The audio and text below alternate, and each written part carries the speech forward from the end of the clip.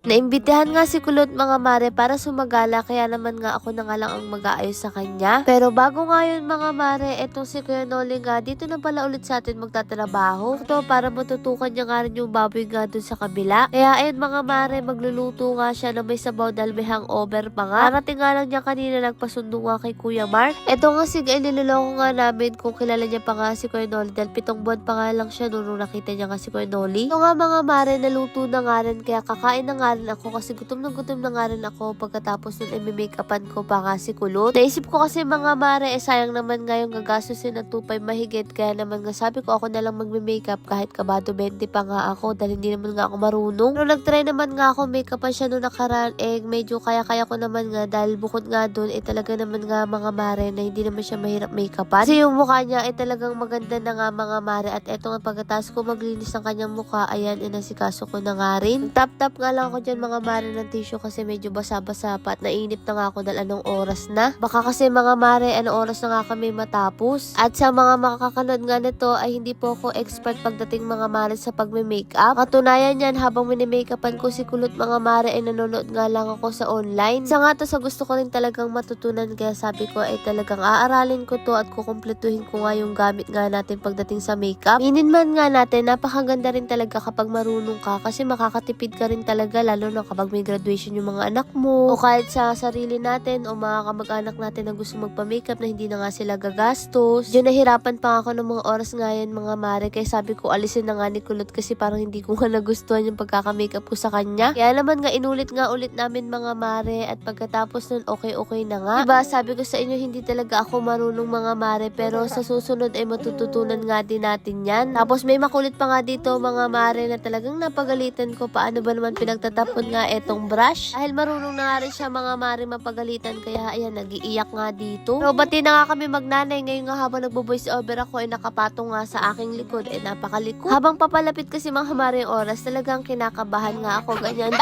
Na nga mga mare muntik ko pang malaglag nga itong si Gail. Sobrang likot na nga rin talaga kaya kapag nakikita niya mga maring nakatalikod ako ay talagang nakakabayo yan. Ako na nga rin ang magme-makeup kaya mga mare sa buhok ay syempre tayo na nga rin iyon. Dapat nga ikukulutin ko pa nga to ng kamuting kahoy kaya lang sabi ko wag na dahil natural na kulot naman nga to pagandahin na nga lang namin. Harap nga ni Kulot mga mare makapagsuot ng gown dahil alam niyo naman nga hindi nga kami nakapagdibu parehas dahil wala rin naman nga kami sapat na pera. Kaya kinukulit nga ako niyan mga mare na gusto niya nga daw magdibu kahit naman 22 na nga siya. Dahil may napansin pa nga ako mga mare hindi ko masyado dyan na blend kaya naman sabi ko i-blend ko nga pagkatapos kong ayusin nga yung buhok niya dahil nga anong oras na. Maswerte nga siya may kulot siyang buhok dahil hindi na nga ako mga mare mahirapan nakulutin pa nga siya. Lalagay na nga lang tayo ng pang-enhance ang kulot niya mga mare para mabilisan na nga lang din. Kasi ang ganda nga ng pagkakakulot niya pinong-pino. Kapag kasi plinansya ko to, ay abutin kami mga mare dito ng siyam-siyam. Pagdating sa mga ganito na gusto nga ni Kulot, ay talaga mga mare sinusuportahan ko yan dahil ako hindi ko rin naranasan yung mga ganyan. Kaya bilang ate na makita na nararanasan ng kapatid ko yan, ay talaga mga maring nakakatuwa nga din. Kaya kahit medyo nahilo ako ng mga oras nga na yan, ay talagang todo support nga tayo pero hindi na nga ako makakasama dahil nga masama nga rin ang pakiramdam ko. Eto pala mga mare ang susutin niya. Hindi naman nga sobrang bongga nga yung susutin niya, simple nga lang din dahil abay lang ata siya, hindi ko alam ang tawag dun. Medyo nahirapan nga din kami dyan, napakabigat pala ng ganito, hindi rin pala biro ang pagsasagala o pagsusuot ng gown. Maintindihan ko nga lang siguro lahat na nagsusuot ng gown kapag makakapagsuot na nga ako ng wedding gown. Sabi nga ni Kulot napakabigat nga daw mga mare pero tingnan nyo naman nga maganda rin naman pala yung pagkakaayos ko nga sa kanya bagay sa pagiging morena niya. At yung buhok niya ay okay